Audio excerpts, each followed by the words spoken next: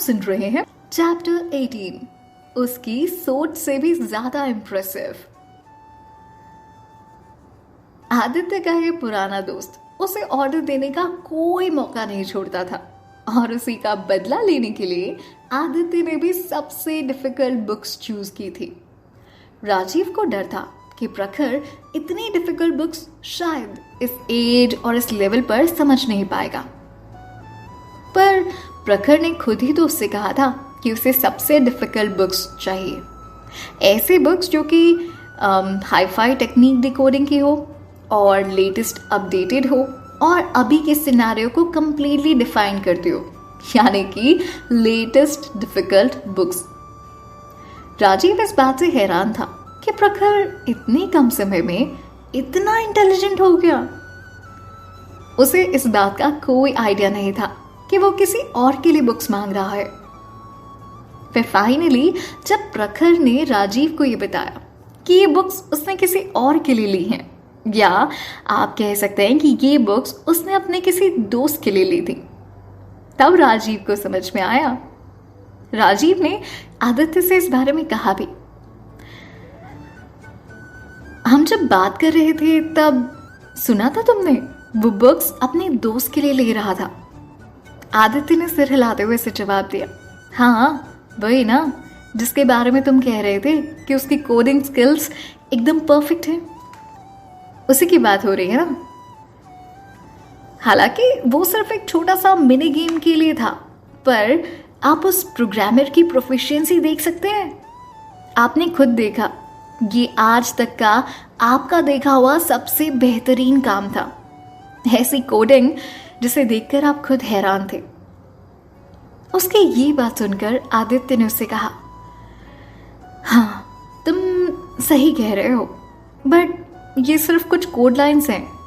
तुम उस प्रोग्रामर से कुछ ज़्यादा ही ओवर एस्टिमेट कर रहे हो, या शायद थोड़ा ज़्यादा एक्सपेक्ट कर रहे हो। प्रोग्रामिंग में कोड राइटिंग के अलावा और भी बहुत कुछ होता है। बाय द वे, वो सब छोड़ो, मैं सिक्योरिटी सिस्टम का अपग्रेड तुम्हारे ऊपर छोड़ रहा हूँ। इसके हैकिंग कंपटीशन से पहले ख़त्म कर देना, वरना। आदित्य ने उसे ऐसे मजाक मस्ती में लाइटर नोट पर चमकाते हुए कहा।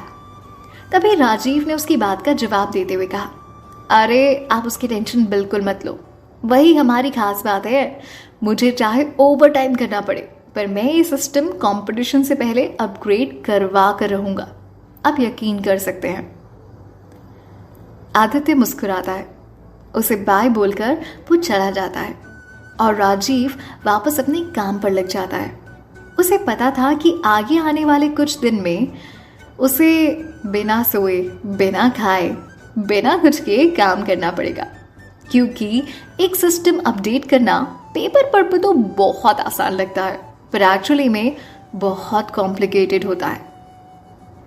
ऐसा इसलिए था क्योंकि नया सिस्टम इस मकसद से बनाया गया था कि वो सारे हैकिंग अटैक्स पर खरा उतरे, और ये एक डिफिकल्ट टास्क था।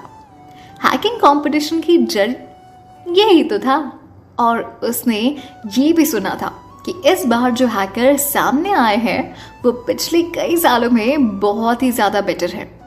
सो कंपटीशन एकदम नेक टू नेक था, और पिछले कुछ सालों से ऑनलाइन बिजनेस में कंपटीशन बहुत ज़्यादा बढ़ चुका है, और इस बार हर कंपनी ये पूरी कोशिश कर रही है कि वो अपना बेस्ट डिफेंस सॉफ्टवेयर बनाए, क्योंकि उनकी एक गलती उनकी कंपनी को शुरू से ही ख़त्म कर सकती थी, जो कि काफ़ी रिस्की हो सकता था किसी भी कंपनी और उसकी गुडविल के लिए।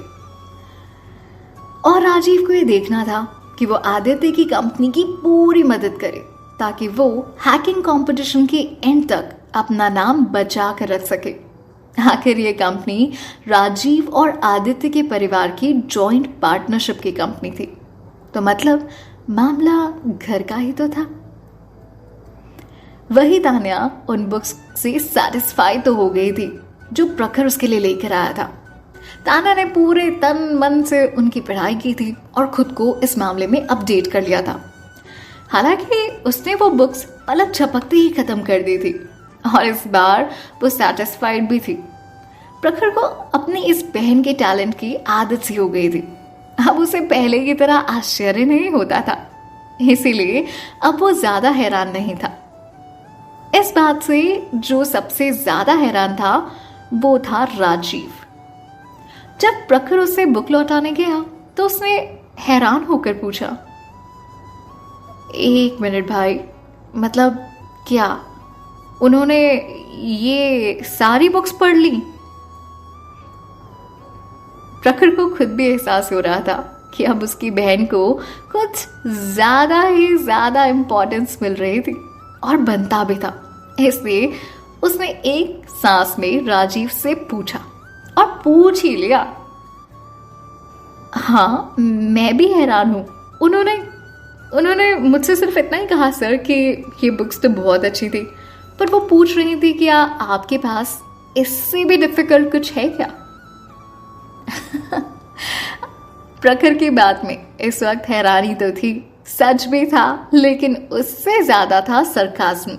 जिस हिसाब से उसने पूछा था राजीव से, और राजीव के एक्सप्रेशन एकदम हक्के बक्के से हो गए थे कि भाई इतने डिफिकल्ट बुक्स कोई इतने कम समय में कैसे पढ़ सकता है।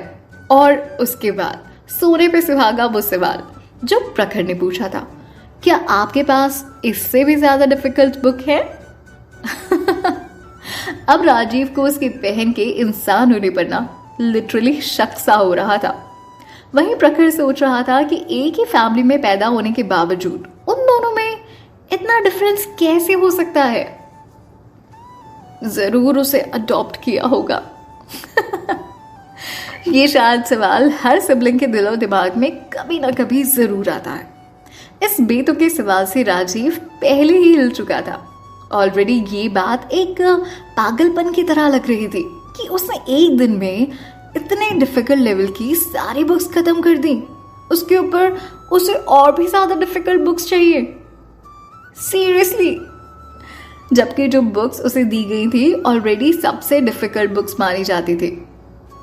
उसने जितना शुरू में उसके बारे में सोचा था, प्रखर का ये दोस्त, या आप कहें कि भाई प्रखर की ये दोस्त, उससे भी कई ज्यादा इंप्रेसिव लग रही थी। और इंप्रेसिव लगना बनता भी था। राजीव ने प्रखर से एक सवाल पूछना चाहा। उसकी तरफ सवाल भरी नजरों से देखा, उसके कंधों पर हाथ रखा और उससे पूछ ही लिया, जूनियर, अपने सीनियर से मत छुपाओ। हाँ, मुझे बताओ कि तुम्हारी ये दोस्त है कौन? हाँ, तुम्हें मुझे अब तो इससे मिलवाना ही पड़ेगा। इस बात में रिक्वेस्ट कम ऑर्डर ज्यादा लग रहा था, एक सीनियर का अपने जूनियर के लिए। और हाँ, ये ऑर्डर होना बनता था। राजीव जिस तरह से आश्चर्यचकित होकर ये सारी बातें सुन रहा था, अब तो मिलना बनता ही था। प्रखर ने उससे कहा, सर, ऐसा नहीं है कि मैं आपको उनसे मिलवाना नहीं चाहता, पर अभी वो किसी के सामने नहीं आना चाहती। मैंने आपसे प्रॉमिस किया था, मैं अपना प्रॉमिस निभाऊंगा सर। जैसे उन्हें ठीक लगेगा, मैं आपसे प्रॉमिस करता हूँ, मैं सबसे पहले उन्हें आपसे ही मिल पाऊंगा। अभी उनकी तबीयत ठीक नहीं है, वो जैसे ही ठीक होगी मैं पक्का मिलवाऊंगा। प्रखर की इस बात में, इस प्रॉमिस में राजीव को सच्चाई नजर आई और उसने इस बात को समझा। राजीव समझता था कि जीनियस लोगों का अपना ही एक पागलपन होता है। उसने प्रखर को और कुछ बताने के लिए बिल्कुल फोर्स नहीं किया, बल्कि वो उसकी जितनी मदद कर सकता था उसने की। उसने कुछ और बुक्स ली और उसकी मदद करने की कोशिश की। प्रखर के जाने से पहले राजीव ने उससे सिर्फ एक ही सवाल किया, प्रखर, मैं तुमसे फ्रैंकली एक बात कहना चाहता हूं। अगर तुम्हारी दोस्त को जॉब की जरूरत हो तो उसे प्लीज यहां ले आना। मैं एक अच्छे से जॉब ऑफर के साथ उसका इंतजार करूंगा। आई होप तुम मेरा ये मैसेज अपनी उस दोस्त को जरूर कन्वे करोगे। बाकी जैसे उसकी मर्जी। ये कहकर राजीव मुस्कुरा उठा। शायद एक तरह से ये भी मदद के लिए एक हाथ बढ़ाने का तरीका था। प्रखर ये बात सुनकर बहुत खुश हो गया। उसने सिर हिलाते हुए कहा, thank you so much sir, मैं ज़रूर उन्हें ये बात बता दूंगा। Once again thank you so much for each and everything. आपने बहुत मदद की हमारी। प्रखर का ग्रैटिट्यूड राजीव के लिए एक्चुअली एक बहुत ही अच्छी बात था।